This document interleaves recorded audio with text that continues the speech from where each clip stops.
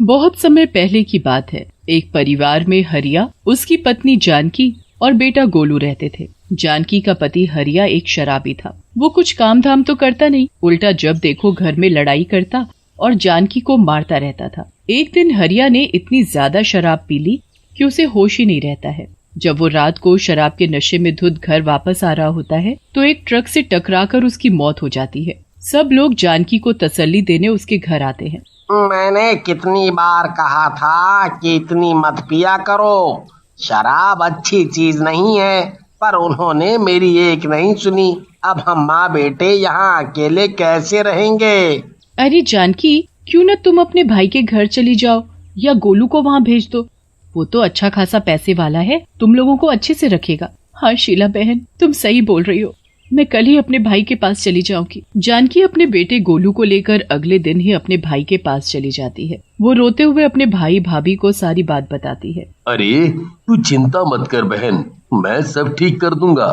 तू आराम से यहीं रह और तुझे यहाँ कोई दिक्कत नहीं होगी।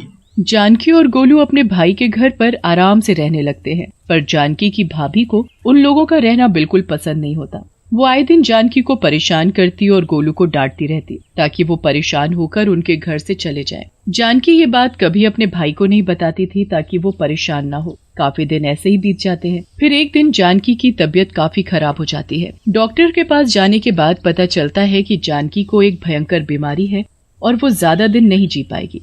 जानकी को जैसे ही ये बात पता चलती है, उसे बस गोलू की चिंता सताने लगती है कि उसके बाद गोलू का ध्यान कौन रखेगा। वो गोलू को खूब प्यार करती है।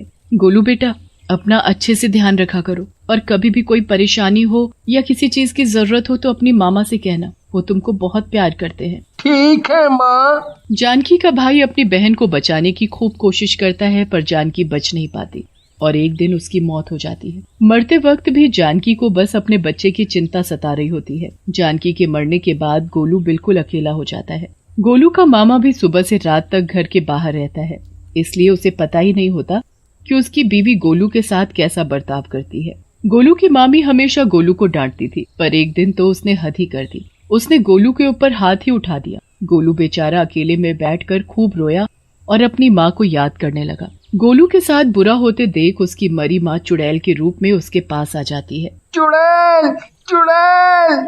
मैं चुड़ैल नहीं हूँ गोलू, मैं तेरी माँ हूँ। नहीं नहीं, मेरी माँ तो भगवान के पास गई है, तुम तो चुड़ैल हो, मुझे खा जाओगी।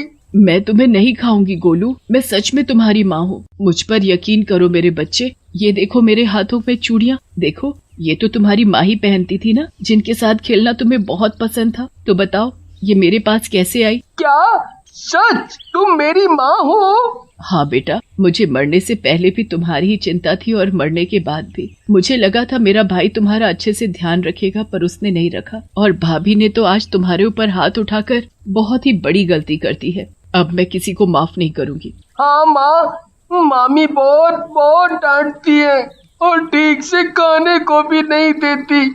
और पता है, आज मैंने उनको बोला कि मैं स्कूल जाना चाहता हूँ तो उन्होंने मुझे बहुत डांटा और बोला कि कोई स्कूल नहीं जाना।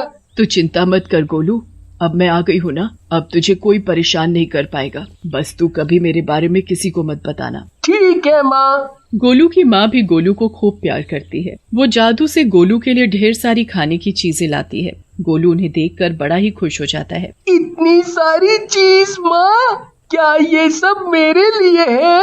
हाँ गोलू बेटा, ये सब तुम्हारे लिए है। अब इसे जल्दी से खा लो, वरना अगर कोई आ गया तो दिक्कत हो जाएगी। ठीक है माँ। गोलू जल्दी जल्दी सारी चीजें खाने लगता है।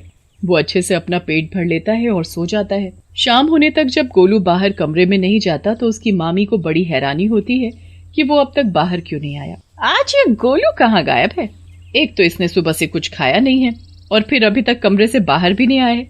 ये गोलू कहीं मरवर तो नहीं गया? वैसे मर ही जाए तो अच्छा है, मेरी आफत टलेगी। पर अगर ऐसे मर गया तो इसके मामा मुझे मार डालेंगे। मैं जाकर जरा देखती हूँ। गोलू की मामी अंदर जाकर देखती है तो गोलू तो आराम से सो रहा होता है। ये ऐसे कैसे मजे में सो सकता है, इससे तो मैं अभी बताती हूँ। गोलू की मामी अंदर बाथरूम में जाती है और एक बाल्टी ठंडा पानी भरकर ले आती है। वो बाल्टी उठाकर गोलू के ऊपर पानी फेंकने ही वाली होती है कि गोलू की चुड़ैल माँ उसके पीछे आकर खड़ी हो जाती है। वो बाल्टी को पकड़ लेती है और सारा पानी उसके ऊपर ही डाल देती है। ठंडे पानी की वजह से वो बुरी तरह चिल्लाने लगती है। अरे ये कैसे हो गया? ये पानी मैंने अपने ऊपर ऐसे कैसे गिरा दिया? इसे तो मुझे गोलू के ऊपर डालना था। हो, हे भगवान, ये पानी कितना ठंडा है। आवाज सुनकर गोलू की आंख खुल जाती है। वो अपनी मामी को ऐसे भीगा हुआ और कांपता हुआ देखकर खूब हंसता है। उसे सब समझ आ जाता है कि ये सब वहाँ छुपकर खड़ी उसकी माँ ने ही किया है। उसे अपनी मामी की ऐसी हालत देखकर बड़ा मजा आता है, पर गोलू की मामी को गोलू को हंसते देख उतना ही गुस्सा। वो गुस्से से लाल गोलू को मारने को आती है कि तभी गोलू की माँ उसे पीछे से धक्का दे देती है और वो पानी में फिसलकर बड़ी बुरी तरह गिर जाती है। मामी गिर गई, मामी गिर गई। ये मुझे एक धक्का किसने दिया? यहाँ तो कोई और है भी नहीं, तो फिर मुझे धक्का किसने दिया? ओह, ये सब मेरे साथ क्या हो रहा है? और तू मुझ पर हंस रहा है? तेरी इतनी हिम्मत! तुझे तो मैं अच्छा सबक सिखाऊंगी। आप मेरा कुछ नहीं कर पाओगे मामी। गोलू की मामी को समझ ही नहीं आता कि उसके साथ ये सब क्या हो रहा है। पहले तो वो जैसे तैसे करके अपने कमरे में जाती है और फिर आराम करने लगती है।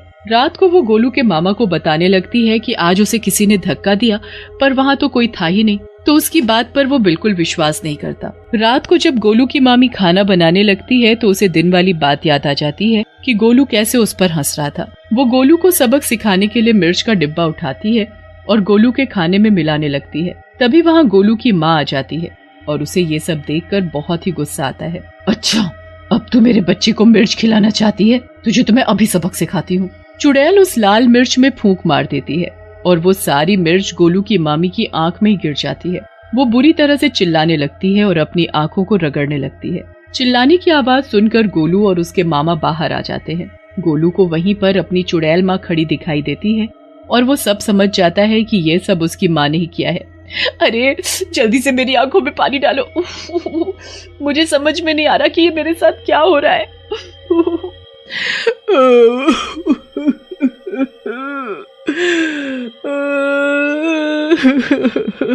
आए दिन गोलू की मामी गोलू के साथ कुछ बुरा करने की कोशिश करती और फिर गोलू की चुड़ैल माँ गोलू की मामी को सबक सिखाती। एक दिन वो गोलू को अकेले में बातें करते देखती है। वो बहुत डर जाती है और जल्दी से गोलू के मामा को बुला कर लाती है और उन्हें भी दिखाती है। ऐसा वो बहुत बार देखते हैं। अब उन्हें घर में हो रही हरकतों पर गोलू के ऐसे व्यवहार की वजह से कुछ गड़बड़ लगती है।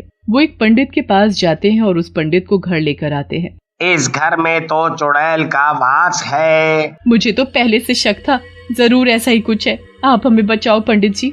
पंडित जी एक पूजा करते हैं और उस चुड़ैल को सामने ले आते हैं। वो चुड़ैल तो कोई और नहीं गोलू की माँ ही होती है।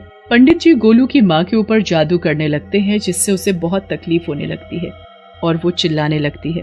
इनको कुछ मत करो, ये तो मेरी माँ है। इन्होंने ये सब मुझे मामी से बचाने के लिए किया। मैं सच बोल रहा हूँ, ये मेरी माँ है। मुझे मामी से बचाने और उनको सबक सिखाने के लिए ये सब कर रही थी माँ। सच सच बता, तू कौन है? मैं जानकी हूँ जानकी। मैं अपने बच्चे के लिए यहाँ वापस आई हूँ। मुझे लगता था मेरे मरने के बाद ये उसका ध्यान रखेंगे, पर नहीं, उसका कोई ध्यान नहीं रख रहा और उसको कोई स्कूल भी नहीं जाने देता। क्या ये सच है? तुम्हारी बीवी तो उसे पूरा दिन डांटती और परेशान करती है। नहीं, वो ये मुझे शक तो था, पर मेरी बहन झूठ नहीं बोलती। तुमने जरूर गोलू के साथ ऐसा ही किया है।